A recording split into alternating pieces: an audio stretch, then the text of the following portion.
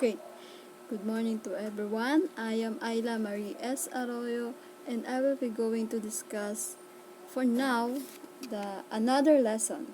So these lessons will be our last lesson for this semester in your reading and writing skills subject. So now let's begin. But before that, I want you to label the documents below.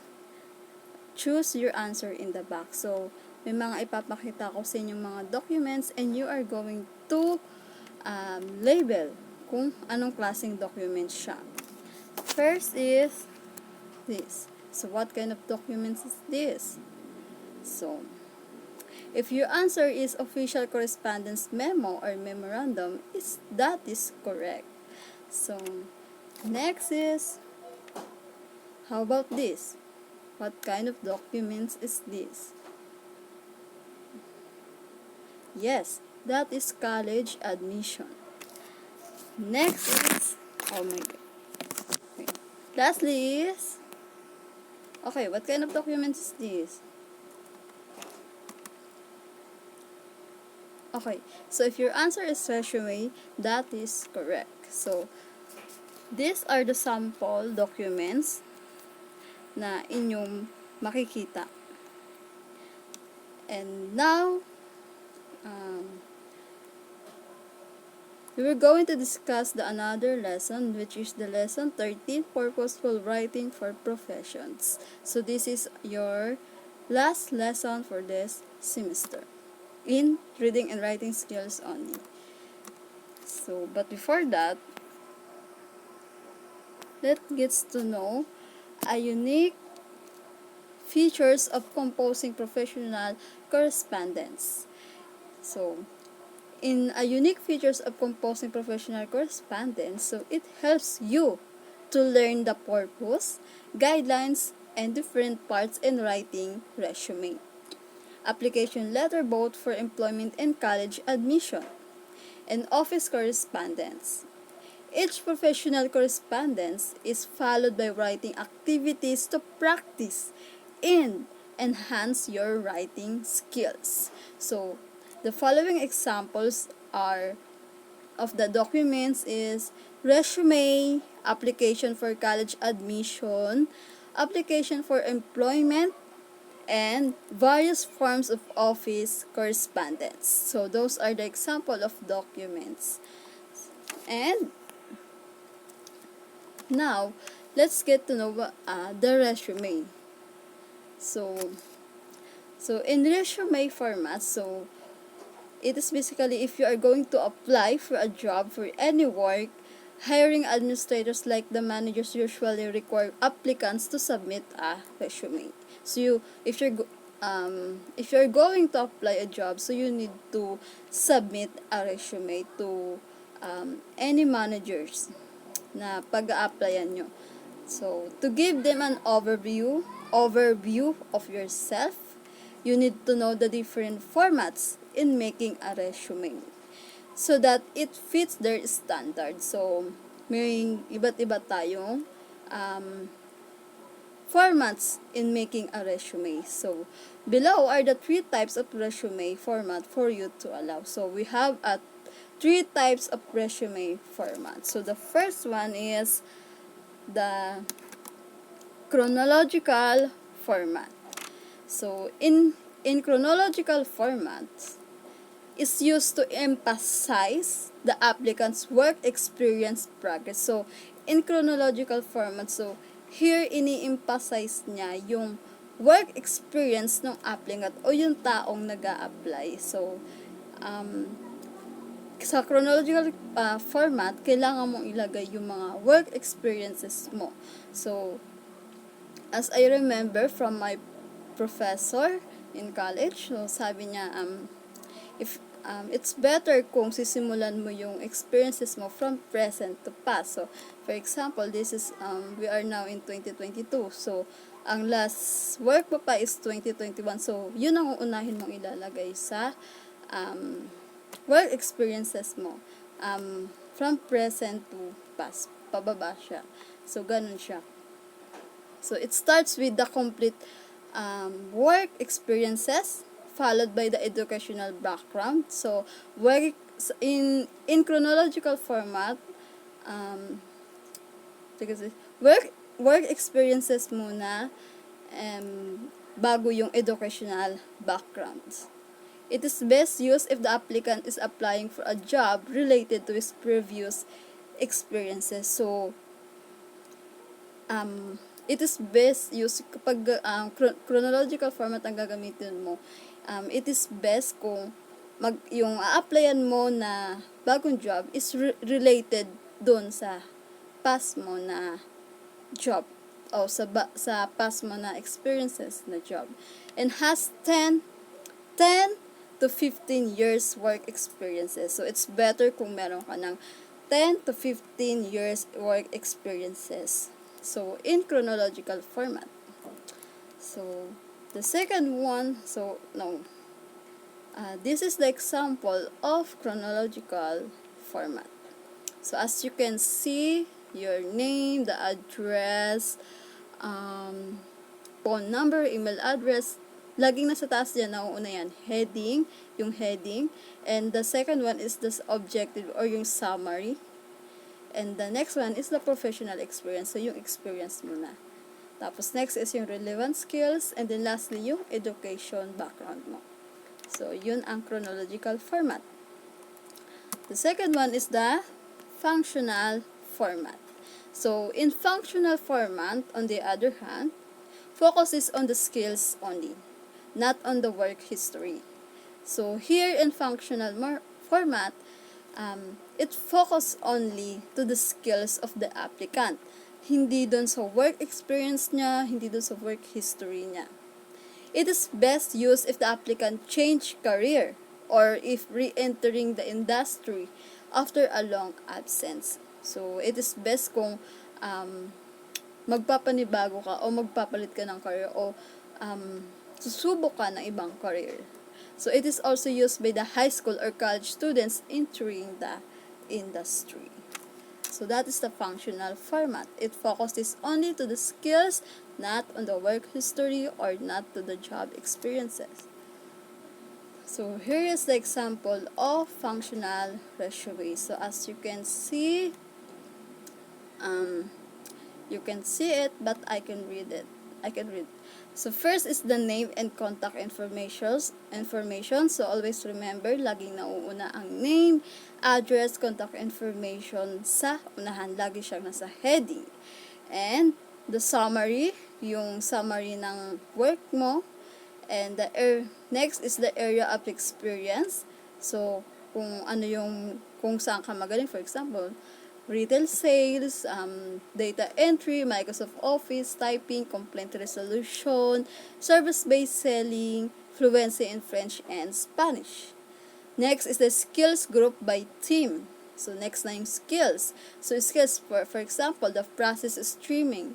So, in process streaming, created customer service email scripts used across the company to interact with customers. Single-handedly created customer service representative training manual, producing onboarding, process them 8 to 6 weeks. Reduce average customer representative call time by 90 seconds with intuitive online learning. So that is the process streaming. The second is the complaint resolution. The third is the service-based selling. And fourth is the experience cloud. What is this?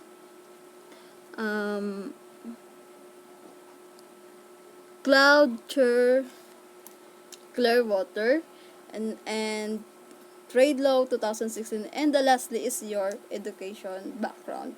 So, as you can see in functional resume, lahat lang siya ay nakabase sa skills ng applicant. Hindi siya sa work experience. Hindi siya tulad ng chronological resume or yung chronological format is nakabase siya dun sa work experience ng isang applicant.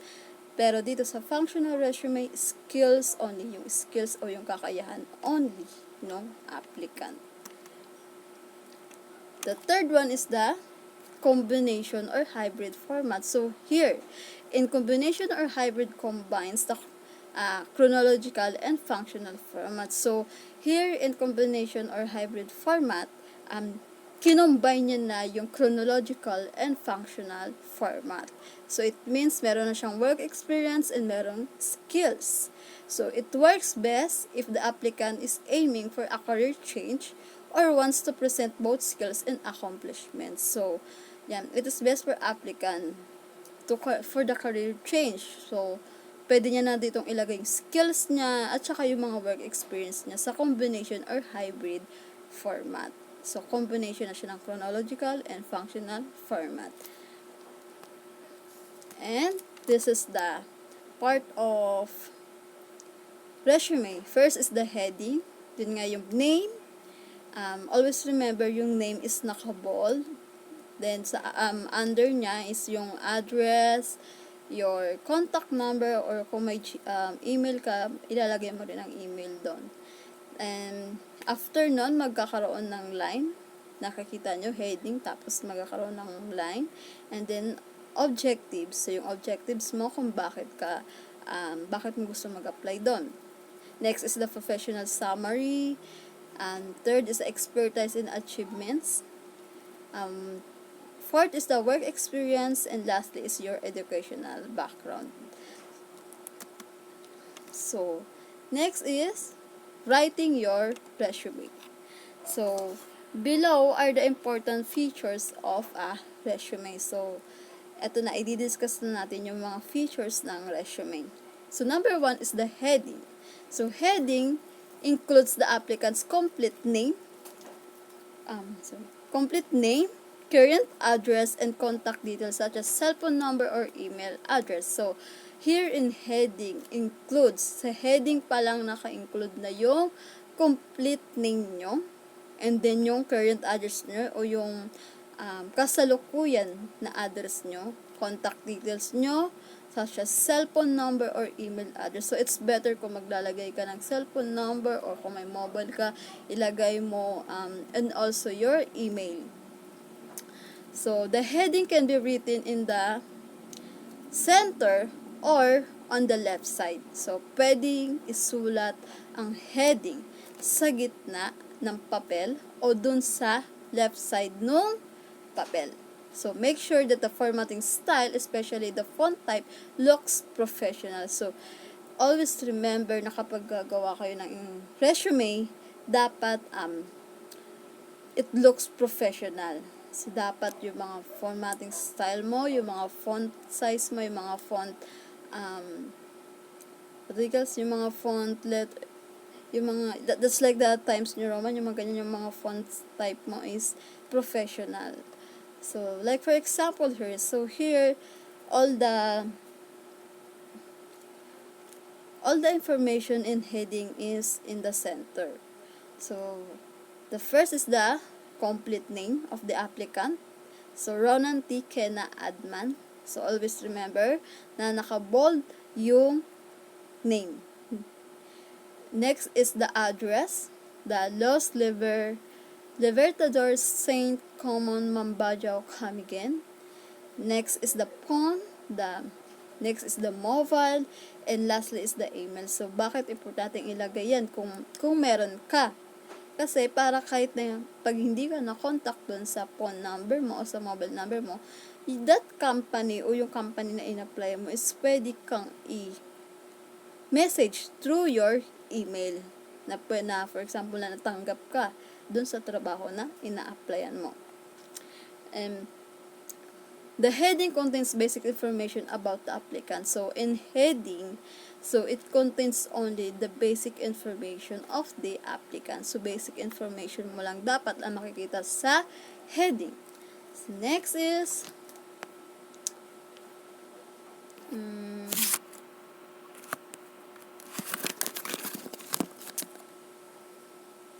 next is the objectives. So, in objectives, so, an objective also referred to as job objective or career objectives. So, it reflects the applicant's career goals and intention for applying for the job. Remember to write a direct and specific objective that contains what you want to achieve in your career. So always remember that if you're going to write an objective, so always remember that you need to write a direct and specific objective that contains what you want to achieve in your career and what the employer could could could expect from you. So dapat nakalagay doon ano ba yung gusto mong ma-achieve sa career mo o sa ina-applyan mong career o yung ina-applyan mong trabaho.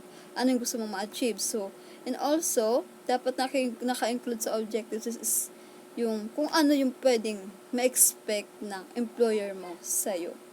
And, for example, to land a job as hotel chamberlain, making every room a home of their own. So, just like that, yung mga example, objective mo. So, for the explanation, the objective gives us an example, includes the position in its detailed description. So, in objective, so, you give an example do sa position and also yung mga detailed na description dun sa gusto mong applyan na trabaho. Next is the professional summary. So, in professional summary, also referred to as career summary. So, sinasummary mo na yung mga career mo o yung mga naging work experience mo or career profile. Showcases your knowledge and abilities. So, it includes short recent job summary. So, it includes your short recent job summary together with your soft skills.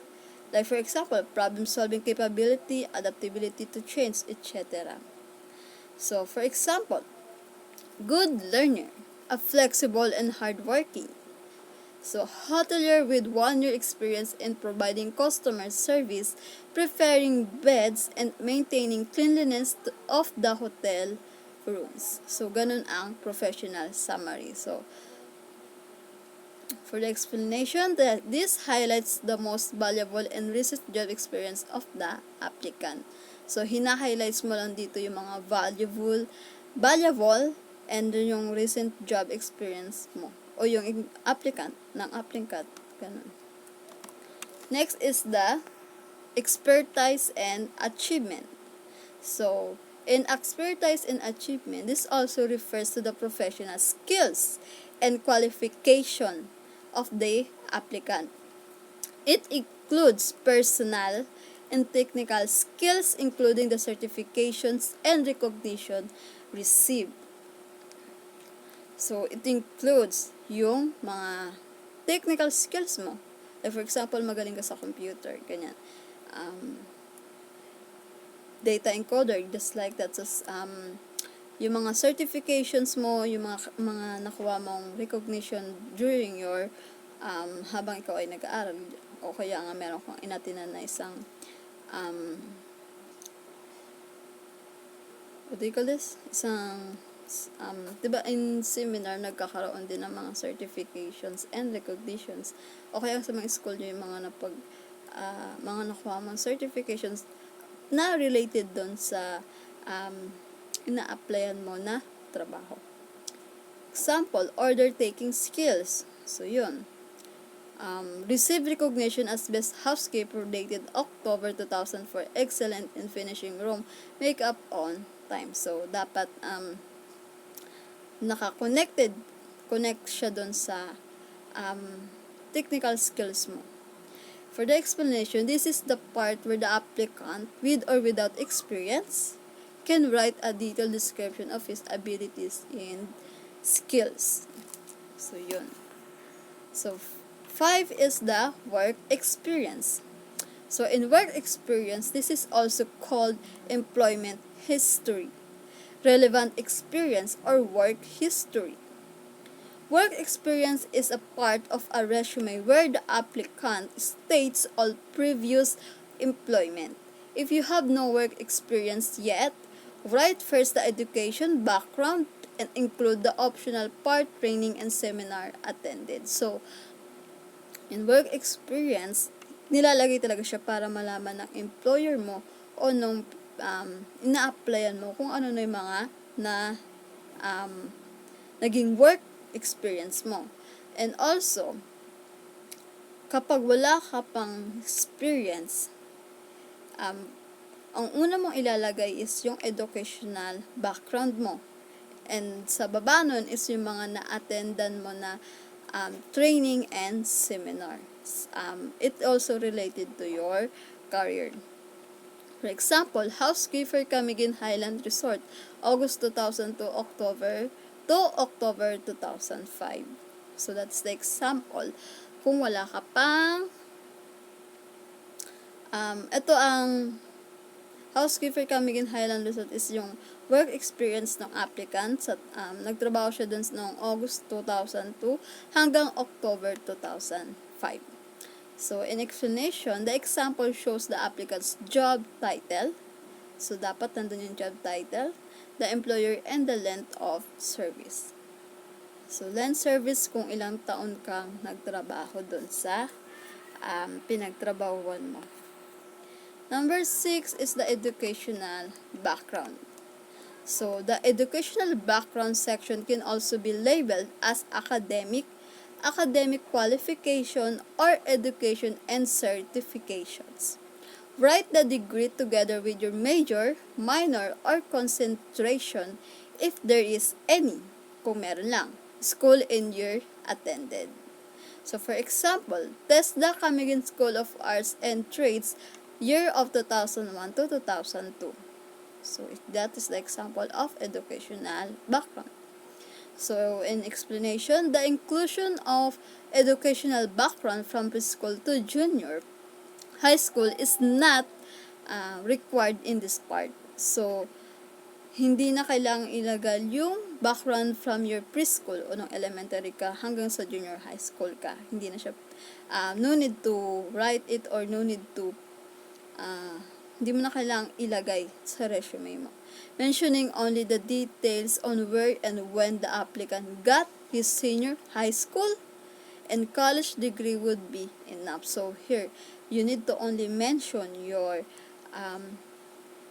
kung saan ka nagtapos ng senior high school and also your college degree. Yung pinagtapusan mo na nung college ka, nung school mo, nung college ka. And for the tips for the resume, pass the resume with a cover letter. Yes, it is very important na merong cover letter if you are going to pass a resume. So, a cover letter gives the employer an overview why they are receiving the resume. So, in a cover letter, binibigyan mo yung employer mo ng overview sa sarili mo kung bakit nila kailangang i-receive yung resume na pinasa mo. Job posting the applicant is applying for and the matching skills related to the position. Next is a resume is used to apply for a job that contains a summary of an applicant's personal information, educational background, skills, and work experiences, while a curriculum vitae or CV is used to apply for an academic training or grant, for an academic training or grant that contains a detailed description of a person's educational background, academic credential, and achievement. And the third one, for the tips, it is optional to include the following sections on the resume. So, training and seminars attended, activities and honors, and references. So, optional na lang siya. Yung mga training and seminars attended mo, yung activities, and honors and references. So, here is the example of a resume. So, first is so as you can see, yung name, yung address, yung contact number is nasa center. So, first is the Emma J. Gadjwa, followed by the address of Emma, Andalusia Street, Ufol, Misamis Oriental Home, and then the contact number, then the cell phone, and the email address. So, next is the education background niya. Nauna niya yung education background niya. Currently enrolled in My Town Middle School, My Town, Florida. So, for the work experience, so, as you can see, nagsimula siya sa 2005 to present. Provide pet setting services including dog walking, feeding, and yard care, child care. 2005 to present, provide child care for several families after school, weekends, and during school vacations. For the achievements, so nilagay niya rin yung achievements niya. National Honor Society 2005, 2006, 2007. So, 3 taon niya na-receive yung National Honor Society. Academic Honor Roll 2005 to 2007. Volunteer experience. Big Brother or Big Sisters. Food drives. And lastly is Run for Life. For the interests and activities, member of my town tennis team. Girl Scout and piano. For the computer skills, profession with Microsoft Word, Excel, and PowerPoint. So, magaling siya sa Microsoft Word. Kabisado niya yung Microsoft Word, yung Excel, and yung PowerPoint. So, yun yung mga pwede nyong ilagay. So, always remember. So, here now in remember. So, in writing a resume. So, resume is a summary of your educational qualification details. So, in your resume, this is only the summary of your educational qualification details. It highlights your skills and experiences relevant to the field. It highlights your objective and accomplishment. Its purpose is to get you an interview call. A resume should reflect more than just work experience. It has 3 types of resume format. So, we have 3 types of resume format. The first one is the chronological format. The second one is the functional format. And the third one is the combination or hybrid format. So, that is the resume. So, now, let's proceed to our purposeful writing for professions, writing an application for employment. So, we're now in application. Application for employment. So, first, what is employment application letter? So, employment application letter is a 1-page letter, also referred to as the job application letter. So, it's only a 1-page. Also remember that. Or cover letter attached to the resume when applying for jobs. The purpose of writing the employment application letter is to highlight the applicant's experiences and personal qualities for him to be considered for an interview schedule as well as with the available job position. So that is the application letter, employment application letter. So, different letter formats. So, kung sa resume, meron siyang formats, sa application letter din ay merong format sa paggawa. So, the format, including the content and tone of the employment application letter, depends on the applicant's preference. So, depende siya sa a-applyan mo o sa applicant's preference. Employment application letter or cover letter has 3 different formats. So, sa resume, we have 3 formats, the chronological, functional, and the combination or hybrid format. So, here also in application letter or cover letter, so parehas lang yung dalawa na yun, ang cover letter and application letter, ay meron ding 3 different formats. The full black, modified black, and semi-black format. So, ano-ano yung mga yan? Later, madidiscuss natin yan. So, the content in a cover letter are all the same and will vary on the format or on the placement of each part. So, we're here now in the number 1, the full black format. So, full black format this is the most common layout. So, lagi siyang ginagamit. Common na siya. Lagi siyang ginagamit sa paggawa ng application letter. Used in writing a cover letter.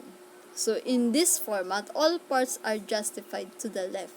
So, lahat ng parts ng application letter is naka-justified only to the left side ng paper o ng papel. Nasa left side lang siya, as you can see to the example. So, here, makikita nyo pantay lahat siya, from the applicant's address, yung date, to signature, pantay lang siya, naka full black format na siya, nasa left side lang siya. Ganun ang full black format. So, the next one is the modified black format. So, in modified black format, this is the another common format.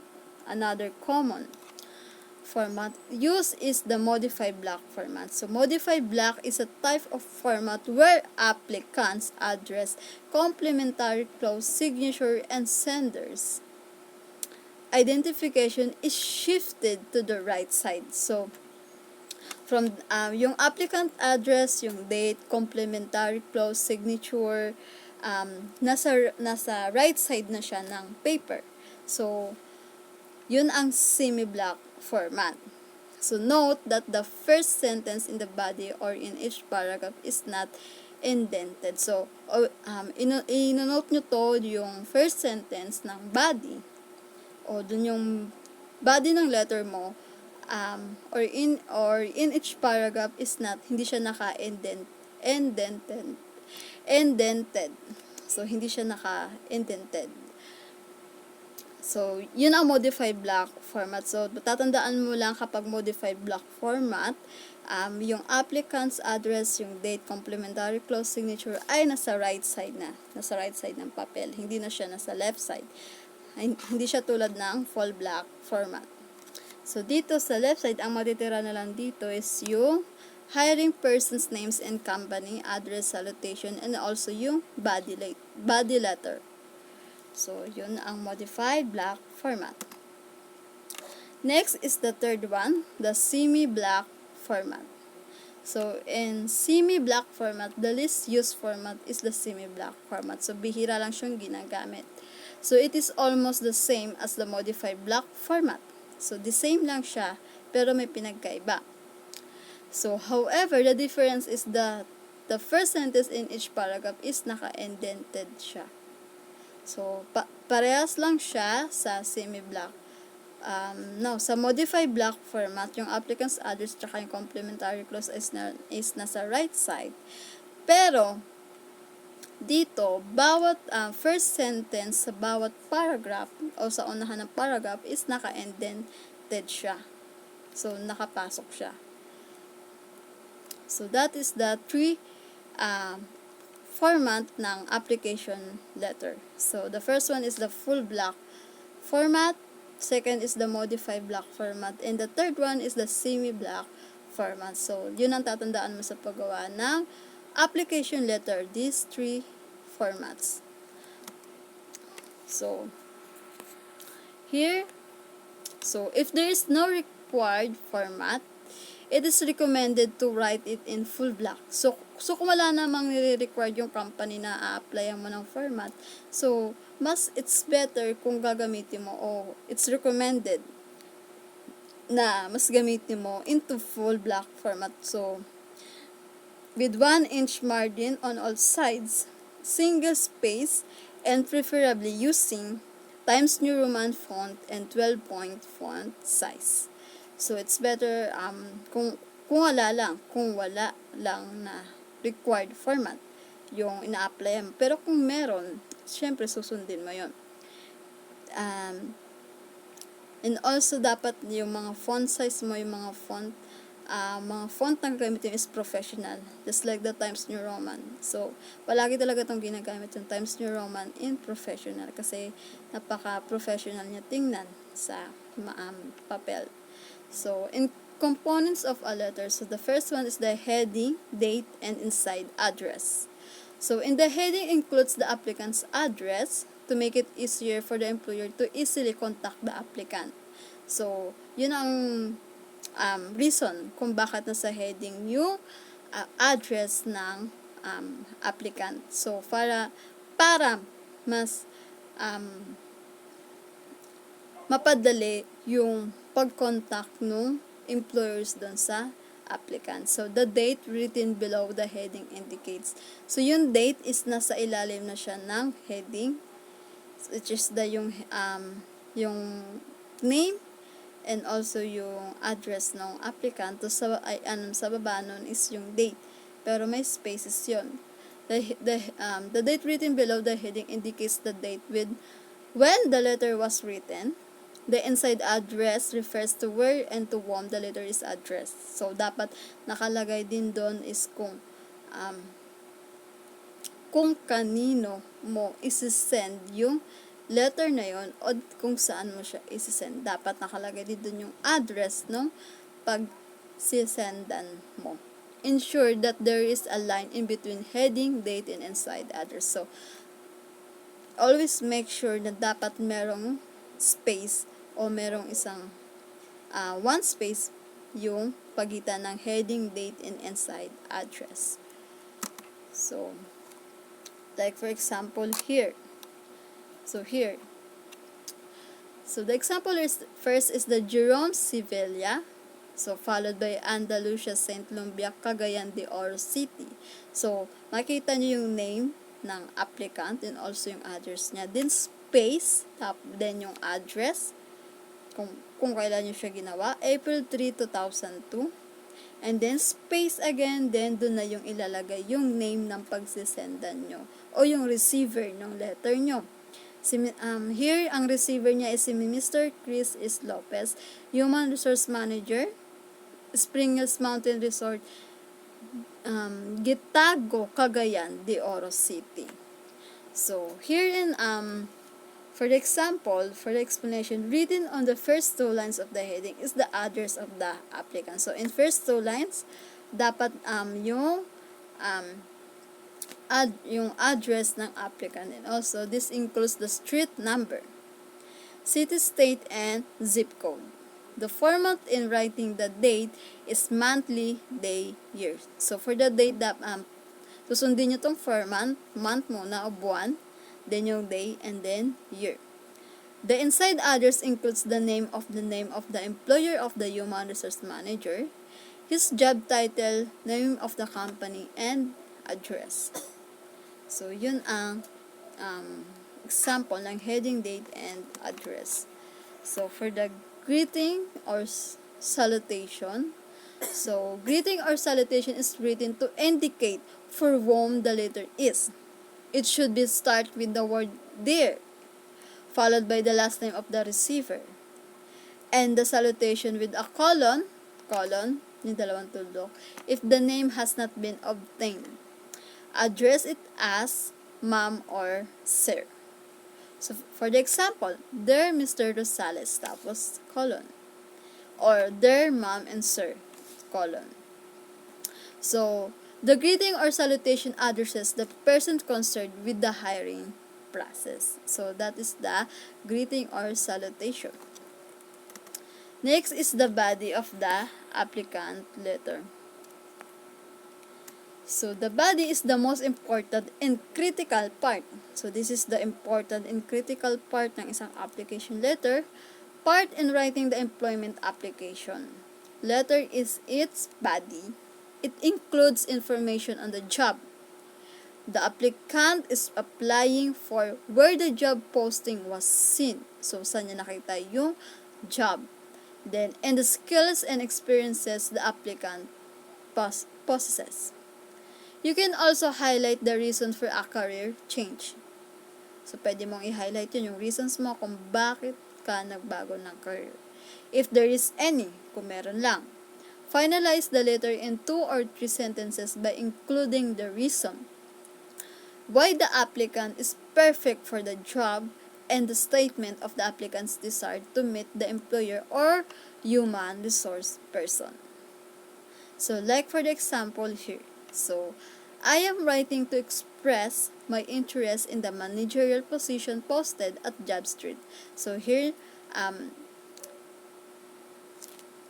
at the first sentence is sinabi niya na interested siya dun sa managerial position na nakita niya sa Job Street. So, jobstreet.com. So, website That is the website. So, last February 12, 2016. So, it included also yung year and also yung date kung kailan mo nakita yung yung managerial position o yung job position na yun. As per the qualification posted in your advertisement, I considered myself as one of the qualified applicant for the said position. So, aside from being a graduate of University of the Philippines, I also have 5-year industry experience in managing a local fast food chain. I am applying in your gold office because I am seeking for a career growth which I believe your company can provide. So, my skills and experiences are included in the resume attached on this letter. Thank you for taking time and processing my job application papers, and I look forward to meet you at your earliest convenience. So, yun. So, at the first, it is very important, dapat ilalagay mo na that you are looking forward to meet you o na you are going to look forward for the interview. So, ganun yun. So, ganun dapat yung nasa last. Isa rin yan sa natutunan ko sa professor ko nung college ko. And for the explanation is the body of the letter contains information not seen in the applicant's resume. So, dapat sa in your application letter is nakalagay dito yung mga information na hindi dapat makikita nung employer mo doon sa resume. So, in this example, the applicant clearly indicates the desired position, source of information, qualification, and experiences, and reason of career shift. So, yun. Next is the complementary clause. So, in complementary clause, it's done to politely finish the letter. So, politely finish the letter. Note that the complementary clause ends with comma. So, dapat nagtatapos siya sa comma. Like, for example, sincerely, comma. Or, yours truly, comma. So, writing the complementary clause shows that the letter has already ended. So, kapag ikaw ay maglalagay na ng complementary clause, it means na yung letter mo is ended na siya o tapos na. And lastly is the signature and sender's identification. So, here in signatures and sender's identification, this is considered as the last part of the letter. So, this is the last part of the letter ng application letter o ng inyong cover letter. Write your name on the first line in your title, if applicable, on the second line. Then, sign directly above the first line. So, like for example here, the signature, and under ng signature mo is yung Sheila J. Perez. So, alam niyo yan, isusulat nyo muna yung name nyo, Sheila J. Perez, like for example, and then yung signature nyo dun sa taas ng name nyo. Sa baba, pwede kayo maglagay ng title nyo. For example, ano kayo, principal, ganun. If applicable lang naman. So, for the explanation, it shows the name of the job applicant. So, yun lang yun. It shows the name of the job applicant. So, for the tips of application letter, you can see it. So, make sure the letter is free of errors. Make sure, and does not contain any slang or informal language. So, just make sure na yung mga grammar nyo o yung mga spelling nyo is correct.